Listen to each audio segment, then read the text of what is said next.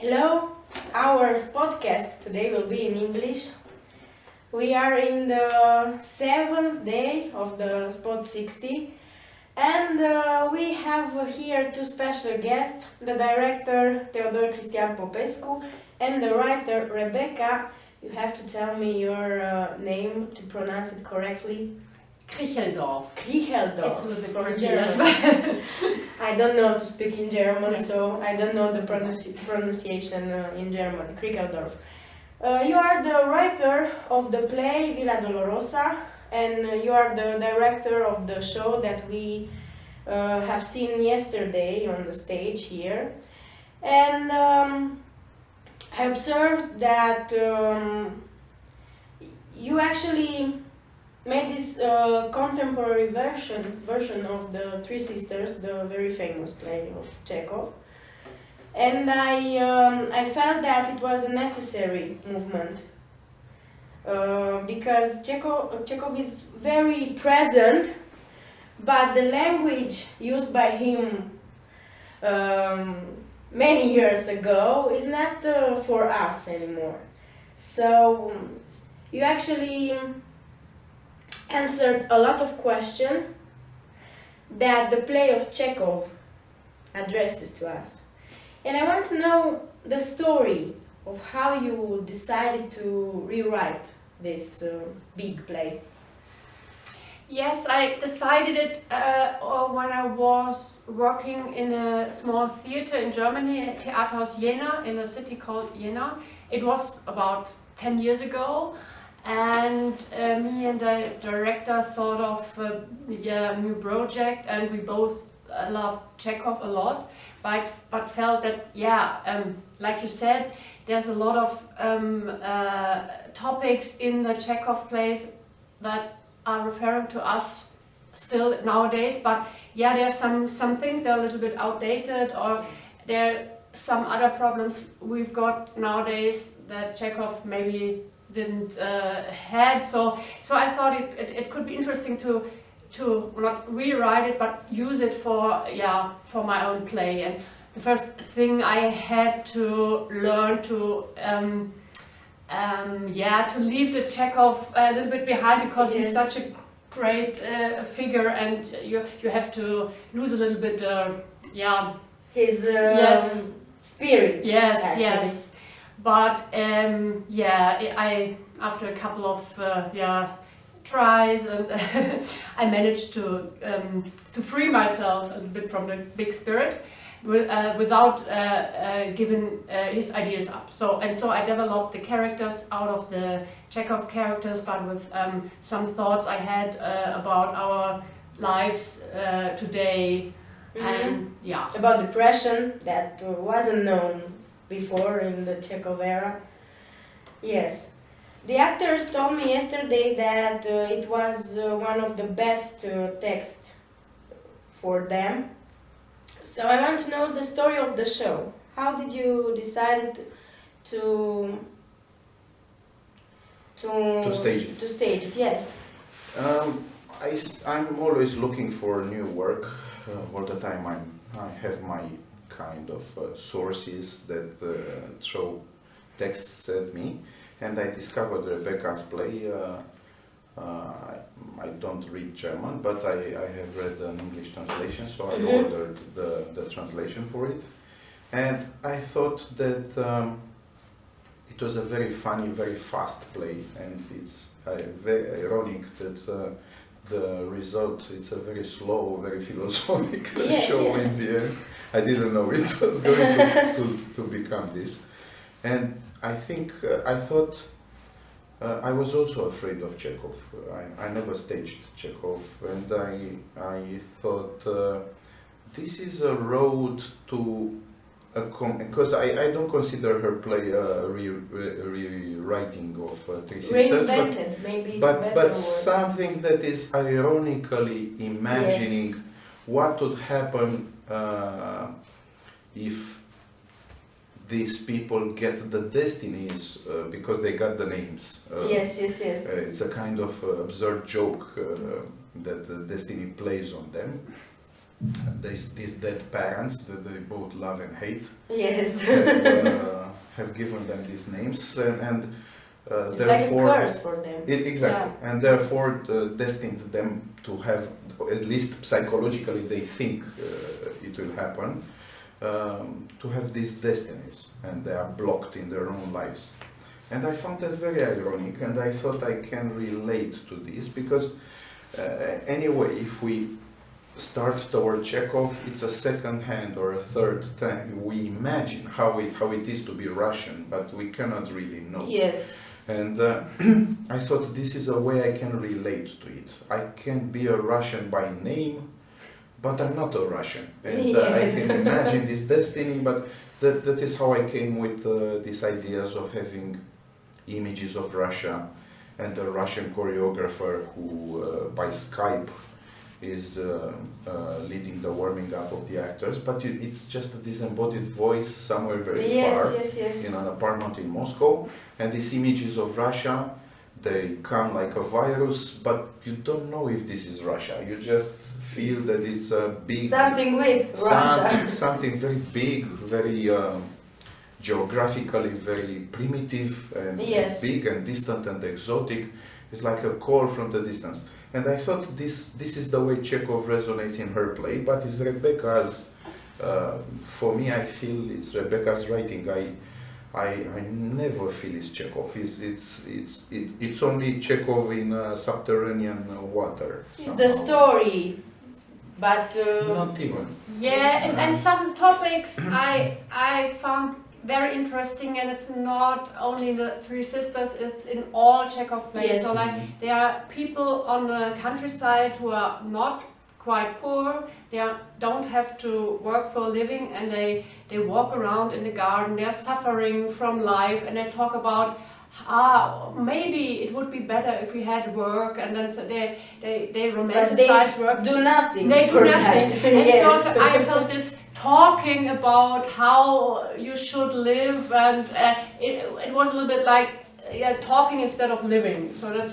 So I found this, and I also I find the Chekhov's plays very funny in a very sad way, and I wanted to transport this melancholy, but also the tragical and comical aspects. Yes. So, yeah. Yes, there are a lot of comic aspects in the show, and I think this is very, very comic that they suffer, and they show that they are focused only on the negative parts of everything.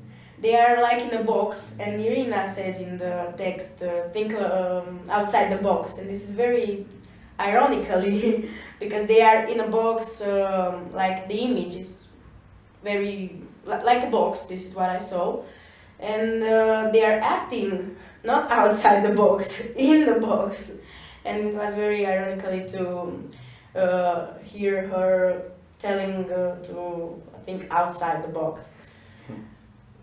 This show reminded me about another podcast with you and Adi Iglezan, and you are telling there that theater is important. And I want to discuss a little bit about how theater is important with this kind of play. Well, the show had its truth because it was rehearsed during the pandemic. Yes. And when we realized that we have to keep distances between ourselves, I was thinking we cannot lie, we cannot rehearse by being afraid of being close, but to create a show where everybody's touching each other and forget about the reality. Let's find a formula where this distancing, this fear of life, actually, is at the core, in a way, of Rebekka's play. I feel that these three sisters are afraid. Yes. They no, why doesn't Masha live with this man? She's afraid. She says, no, then now you're saving me from this marriage, then somebody else will come. She's afraid that if she leaves, she won't be able to imagine this love. why doesn't Irina meet any lover? Yes. Why is Olga so disconnected? She's in contact with young people every day. Why isn't she alive? Olga is so mean in this show. These women are afraid. They are really afraid, and I found that. And frustrated. As a consequence, of Yes. course, very frustrated because their desires are big. They are young, beautiful women. Yes. And they should live. They should be touched. They should touch. It's like they refuse the reality. They refuse. And I thought during the pandemic, this is what was happening. And I had this moment in a rehearsal when I approached and I touched an actress without unconsciously, and she shivered. And I thought, wow, this is something that I should do then. We should create a show where we are afraid of each other somehow, as if we are spreading a disease if we get in touch with each other, if we get in the same bed, or if we... And everybody's just talking about how beautiful it would be. A lot of ideas, a lot of plans, but without action. A pool with no water came as an idea then for Irina, the stage designer, who originally thought about a pool with water. And then we said, no, let's put the color of the water on the walls. And let's never have water. It's exactly, because water is life. Yes. And if something is missing, is life. They are afraid of, let's put it like that. And it will be so big and so clear, then somehow we just move around it in a circle, as Rebekka describes. Why do we just sit in a circle and we are not dancing and we are not... Well, why? You know? Yeah, it's your choice. Yeah, as you said, it's safer. It's safer to be stuck in the fantasy than daring to really grab an identity in living, or daring to love, or to have a real life. And so they have in a way they decided to stay safe and very stable, and so I really liked it about the show that, well, it was in the beginning nobody moved for a long time, and in the first sight it was disturbing for me, but then I got the idea behind it that it's the total standstill, and I really like this. What I tried was first to install the bodies, and first through this warming up, that we partially see, because the audience comes in, but some people come early, some people come late. Yes. But they all see something. They see that these actors have bodies that are well inhabited and warm. And then all of a sudden they all get stuck. They don't use their bodies. And we move in their heads. Yeah. And in their heads, it's like, well, what? Why nobody's coming? What? And you feel like, get up and dance or do something. I saw you 5 minutes ago. You feel the need to tell them. Yeah, get up, do something. I've seen your bodies. They work. They are sensual. They are. You don't have problems. You don't have any problem. You're not. Yeah, exactly. And you prepared for movement. Why you? And very slowly we wanted to install the movement. Very slowly. I think after 20 minutes there is the first movement, an arm. After 10 more minutes, somebody gets up, Irina, then she lies down again, and you feel, no, come on, move.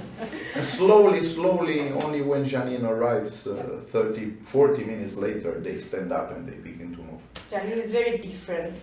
She tries to embrace... a working class girl who comes and she moves everybody, she pushes everybody. Relaxed.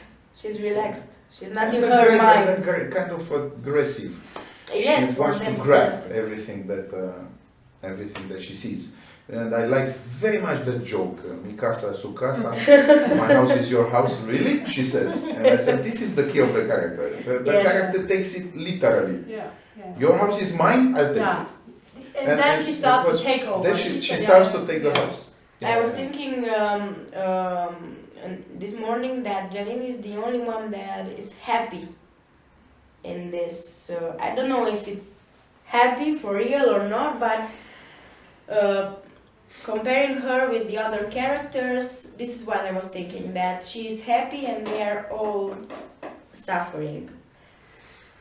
Yes, I don't know. It depends on the idea of happiness you've got. But she is the only one who has a real life, and she has some life goals that are maybe simple. That's just having kids with Andrei, but she does something. The others are only talking. But I think I felt always that they kind of like complaining, and so they feel a certain joy in complaining, and so that's they are the victims. Yeah, they're the victims of nothing, because of themselves, because there are no real obstacles. Like in the Chekhov play, there are real obstacles because they are all dependent on the brother, and they can't go to Moscow because they're stuck. It was another era. Yes, but now these three sisters, they could go wherever they wanted to go, but they're just stuck.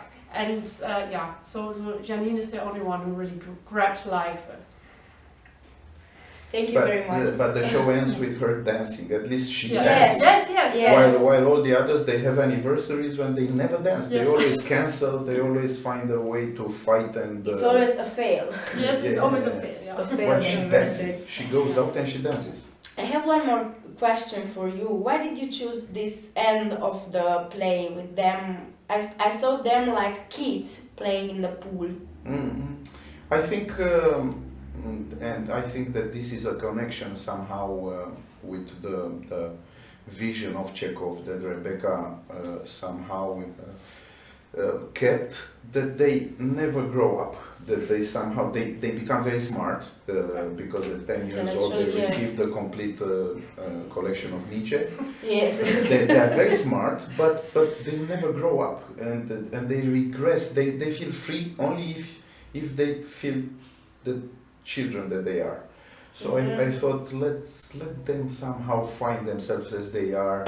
As Irina says, do you remember as we played the Three Musketeers? Yes. They have these fantasies that they are still children. They don't feel they want to grow up.